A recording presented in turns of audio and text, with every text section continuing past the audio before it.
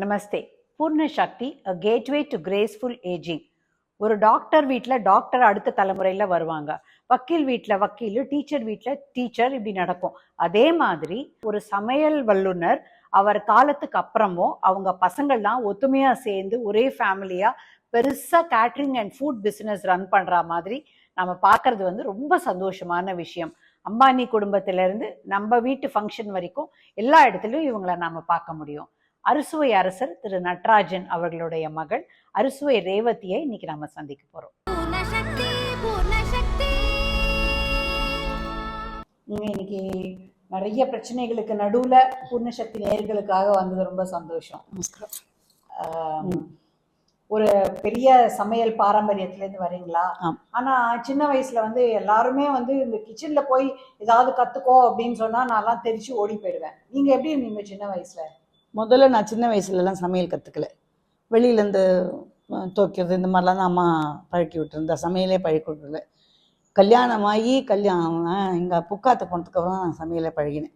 அதுக்கப்புறம் எல்லாம் கற்றுக்கிண்டு அப்புறம் அப்பா கிட்ட திரும்பி அவர் ட்ரான்ஸ்ஃபர் ஆகி போயிட்டே இருந்தார். ஒரு ஊராக பேங்க் மேனேஜர் அவர்.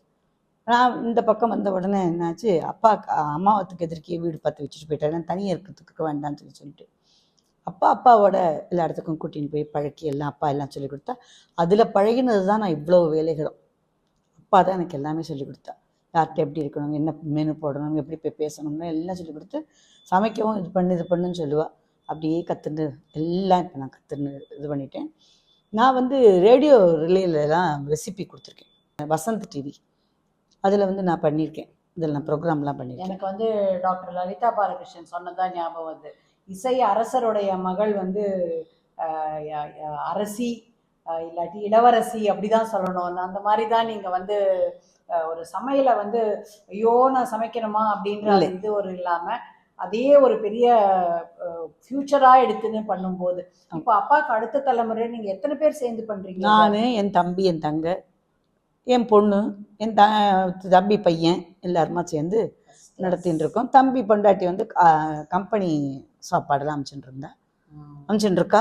அவள் அதை பார்த்துக்கிறா. ஸோ உங்களுக்குள்ள அதை பிரிச்சுன்னா ஆளுக்கு. ஆமாம். இப்போ ஒரு இன்னைக்கு டேட்டில் ஒரு 5 இடத்துல வேலை இருக்குன்னு வச்சுன்னா 5 பேர் பிரிஞ்சிருவோம். ஒரு இடத்துல தம்பி, ஒரு இடத்துல நான், ஒரு இடத்துல என் தங்க, ஒரு இடத்துல என் பொண்ணு, தம்பி பையன்னு சொல்லிட்டு 5 இடத்துல எல்லோரும் பிரிஞ்சிருவோம். 5 பிரிஞ்சு அவள் வேலையை பார்த்து முடிச்சுட்டு வந்துடுவோம். இப்போ இப்படி பார்க்கும்போதில் என்னதான் இருந்தாலும் டிஃப்ரென்சஸ் வரும். அது அம்மா பசங்களோ ஹஸ்பண்ட் ஒய்ஃபோ எல்லாருக்குமே டிஃப்ரென்சஸ் வருது.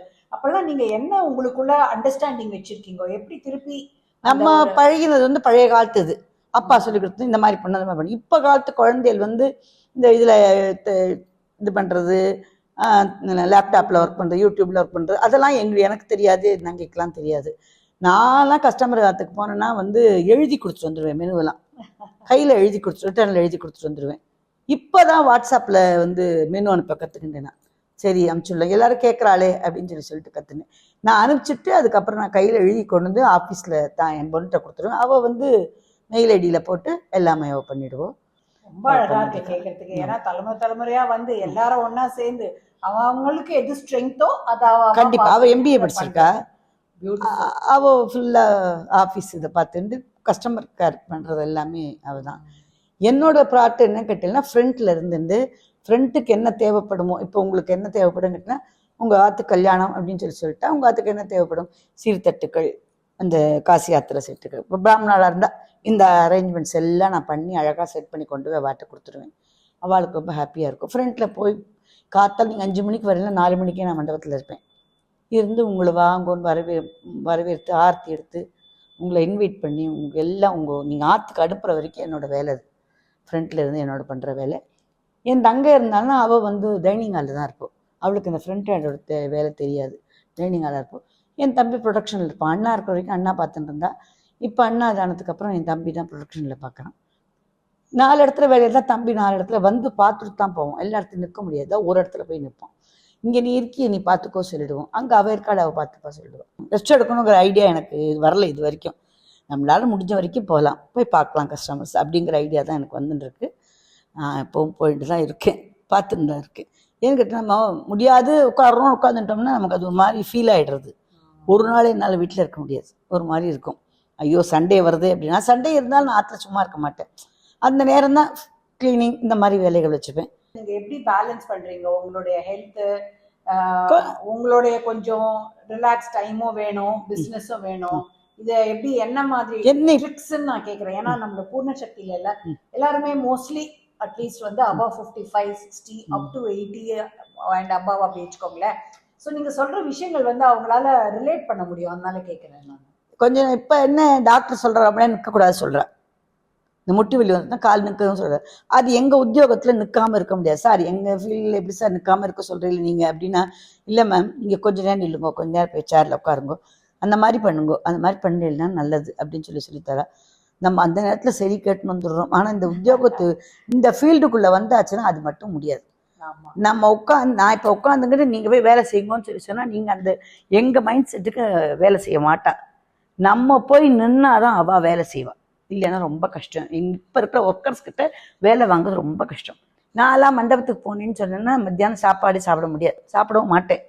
ஏன் கேட்டில்னா இப்போ பார்ட்டிக்கு நீங்கள் கஸ்டமர்ஸ் வந்து 7 மணிக்கு பிரேக்ஃபாஸ்ட் எடுக்க வரா, அவள் 7 மணிலேருந்து 10 மணி வரைக்கும் அவள் சாப்பிட்டே இருப்பாள்.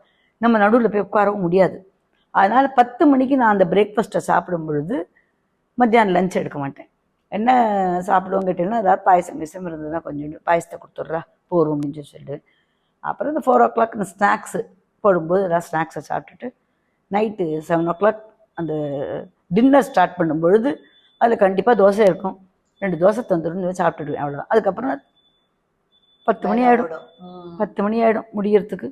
இப்போ இந்த கேட்ரிங்கில் பார்க்கும்போது இல்லை, இப்போல்லாம் ஒரு கல்யாணத்துக்கு போனால் அந்த ஐட்டம் முடிஞ்சிட்டுன்னு நினைப்போம், வந்துட்டே இருக்கு, அவ்வளோ ஐட்டம்ஸ் போடுறான். பிகாஸ் எல்லாருக்குமே வந்து இந்த கொஞ்சம் நார்த் வேணும், கொஞ்சம் யங்ஸ்டர்ஸுக்கு பிடிச்ச மாதிரி வேணும், இது எல்லாமே பண்றதுனால எல்லாம் ஃபுல்லா ஐட்டம்ஸ் இருக்கு. ஆமா, இல்ல நாமளா வேஸ்ட் பண்றது போக மொத்தத்துலயும் வேஸ்டேஜ்னு இருக்கும் இல்லையா, எக்ஸஸ் ஆறதோ அதை வந்து நீங்க என்ன பண்றீங்க அதை வச்சு? இல்ல அது வீணாதான் வேஸ்டேஜ் ஆகிற அளவுக்கு நாங்க பண்ண மாட்டோம். நீங்க இப்போ 200 பேர் சொல்ற கேள்வி சொல்லிச்சுன்னா ஒரு 10 பேர் எக்ஸ்ட்ரா சாப்பிடலாம், அவ்வளவுதான். அதுக்கப்புறம் கூட்டம் வருது, என்ன பண்ணுவேன், மேனேஜ் பண்ணுவேன், எப்படி பண்ணுவேன் கேட்பேன். நாங்கள் என்ன பண்ணுவோம், இந்த 2 பந்தி முடிஞ்ச உடனே வெயிட் பண்ணிடுவோம், பார்ப்போம் உள்ளே போயிட்டு. அந்த முகூர்த்த ஹாலில் போய் பார்த்தோம்னா ஃபுல் கூட்டம் இருந்ததுன்னு வச்சுக்கோங்க, போயிட்டு மாஸ்டர்கிட்ட சொல்லிவிடுவேன், பா ஃபுல் கூட்டம் இருக்குப்பா, கொஞ்சம் ஐட்டத்தை தூக்கி பண்ணிடுப்பா அப்படின்னு சொல்லி, சரி மேடம் அப்படின்னும். அப்போ ஐட்டம் ஜாஸ்தி பண்ணும்பொழுது அது கரெக்டாகிடும். கடைசியில் ஒர்க்கர் சாப்பிட்றதுக்கு சரியாக போயிடும். 200 பேருங்கிறது வந்து கஸ்டமருக்கு தான் அவள் சொல்லுவாள், வர ஆட்டோ அவளோட கார் டிரைவர், அந்த மண்டபத்தில் இருக்க செக்யூரிட்டி, மண்டபத்து கிளீனர்ஸ், நம்ம மக்கள் எல்லாம் சரியா. ஸோ உங்க அப்பா சொல்லி கொடுத்ததுல வந்து என்ன 2 வேல்யூஸ் உங்க குடும்பத்தை பைண்ட் பண்றது? இது 2த்துல மட்டும் நாங்க விட்டே கொடுக்க மாட்டோம். பணிவு, நமஸ்காரம் சொல்லுங்க அப்படி கேட்டுக்கிற பணிவு. எனக்கெல்லாம் தெரியும், நான் பண்ணிக்கிறேன் சார் அப்படின்னு சொல்லிட்டு வரக்கூடாது. அந்த பணிவு தான் எங்கள் அப்பா எங்களுக்கு சொல்லி கொடுத்துருக்கா. மரியாதை. எங்கள் அண்ணாலாம் கஸ்டமராத்துக்கு போனால் அந்த மாதிரி சேரில் உட்கார மாட்டான், கீழே உட்காந்து விடுவா.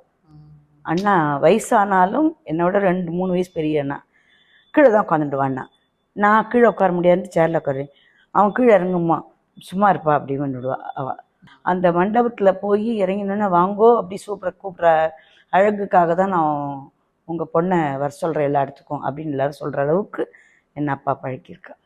இந்த ஃபீல்டில் நிற்கணும் அப்படின்னா என்ன சில விஷயங்கள் தேவைன்னு நினைக்கிறீங்க? இந்த ஃபீல்ட்லேயே கடைசியில் வரைக்கும் நிற்கிறதுக்கு எங்கள் அப்பா சொல்லி கொடுத்த வழி என்னன்னு கேட்டீங்கன்னா, யார் இப்போ ஒரு கஸ்டமராத்துக்கு போனால் அந்த கஸ்டமரோட பல்ஸ் தெரிஞ்சுக்கணும். நிறைய செலவழிக்கிறாள்னா நல்ல ஐட்டம் போட்டு நிறைய பண்ணணும். இல்லை நார்மல் ஐட்டம், நார்மலானா நீங்கள் அறுசுவை ரொம்ப பெரிய இடத்துக்கு பண்ணுவேளா, எங்களுக்கெல்லாம் பண்ணுவேளா அப்படி சொல்லி கேட்டால்னா கிடையாது, எல்லாமே பண்ணுவோம், உங்களுக்கு என்ன விருப்பம்னு சொல்லுங்க, அது மாதிரி பண்ணித்தரோம்னு சொல்லி அந்த மாதிரியும் பண்ணி கொடுப்போம். அது மாதிரியே வந்துடுவா. அப்படியும் மீறி இல்லை எங்களுக்கு இதுவாக வேணும்னு சொன்னால்னா நாங்கள் சொல்கிற கோடை விட கம்மியாக வேணும் அப்படின்னு சொன்னால் எங்களோட இதுக்கு ரொம்ப கம்மி லோ இதை பண்ணோம்னா எங்கள் நேம் கெட்டு போய்டும்னு சொல்லிட்டு அவகிட்ட நாங்கள் எடுத்து சொல்லுவோம். ஏற்றுக்கிறவா எங்கள் கூட வருவா. இப்போ எல்லோரும் இப்படி பண்ணுறாள் அப்படின்னா அந்த ஃபுட்டு டேஸ்ட் வேறு, இது எங்கள் அறுசுவை டேஸ்ட் வேறு, சாப்பிட்டு பாருங்கோ, பார்த்துட்டு சொல்லுங்க அப்படின்னு சொல்லிட்டு வருவோம் நாங்கள். அவரோட மஞ்சாங்கண்ணை துளசி நாயுடுன்னு சொல்லிட்டு அவரோட பெரிய ஆள் அவர் இல்லை இப்போ. அவாத்துக்கெலாம் என்ன எங்கள் அப்பா கூட்டிகிட்டு போயிட்டு அவாத்து மாப்பிள்ளையே ஒரு அண்ணா நகரில் ஒரு ஆற்றுல பார்த்தேன். ஒரு 60ஆம் கல்யாணத்துக்கு வந்து இந்த ஆற்றுல 60ஆம் கல்யாணம். அப்போ என்னை போக சொல்லியிருந்தான் என் தம்பி பையன், அதுக்காக நான் அங்கே போயிருந்தேன். அவள் வந்து என்னை பார்த்துட்டு ரேவதி தானே நீ அப்படி கேட்டார். தொடச்சி நாயுடு பொண்ணுனாமா, மாப்பிள்ளை ரேவதி நீ தானே மாற்றுக்கு வந்திருக்கிய அப்படின்னு சொன்னான். ஆமாம் அப்படின்னு. உடனே அவர் என்ன பண்ணினார், ஃப்ரெண்ட் ஆத்துல கல்யாணம் ரேவதி, நீ இந்த மாதிரி வந்து பேச வந்துடணும், நீ தான் வரணும் அப்படின்னு சொல்லி சொன்னார். அன்னைக்குன்னு கடவுளோட இது என்னன்னு தெரியல பார்த்தீங்கன்னா, என் தம்பிக்கு பெரிய இடத்துல வேலை. அவன் என்ன பண்ணிட்டான், டைம் ஆகிடுது. நான் வந்து ஆர்கே மண்டபத்தில் இருந்து என்ன நீலாங்கரையில் 3 o'clock நீங்கள் இருக்கணும் ரேவதி, எங்கள் டைம் அதுதான் அப்படின்னார். 1:30 மணிக்கு கிளம்பி நான் இங்கேருந்து 1.5 மணி நேரம் நேராக அண்ணா நகரை வாத்துக்கு போனேன். பார்த்தீங்களா, இதான் பங்க்சுவாலிட்டி, அறுசுவை பொண்ணு அப்படின்னு. அது மாதிரி ஒரு இடத்துக்கு போனோம்னா நம்ம உடனே கவர் பண்ணிடணும். பார்ட்டியை நம்ம கவர் பண்ணி கொண்டு வரணும். பேசுகிற விதமே இருக்குது, பேசி கொண்டு வரணும். அது ஆனா அதுல ஒரு ஜெனுவன்னஸ் இருக்கும்போது ரெண்டாவது தடவை கூப்பிடுவா திருப்பி. ஃபர்ஸ்ட் டைமோட நான் போன இடத்துக்கெல்லாம் அட்வான்ஸ் வாங்கிட்டு வந்துடுவேன். செகண்ட் டைம் போகணும்னு சொல்லி சொன்னால் வாங்க சொல்லிடுங்கோ, நான் இந்த வரேன், எனக்கு கன்ஃபர்மேஷன் பண்ணிடுங்கோ அப்படின்னு சொல்லிடுவேன். ஓகே ரேவதி வா ரேவதி அப்படின்னு. இப்போல்லாம் வந்து first time, second time, third time ஒட்டு மீட்டிங்லாம் போடுறா எல்லாரும். என் பையன் வரணுங்கிறா, என் பொண்ணு இது பண்ணணுங்கிறா அப்படிலாம் சொல்கிறா. நான் நீங்கள் இல்லை, நான் எல்லாரையும் ஒரே தடவை வர சொல்லிடுவோம், நான் எல்லாருமே உட்காந்து ஒரே தடவை பேசலாம், பேசிட்டோன்னா ஃபைனலைஸ் பண்ணிடலாம் அப்படின்னு சொல்லுவேன். சரின்னு கேட்டுப்பா. அப்படி தானே.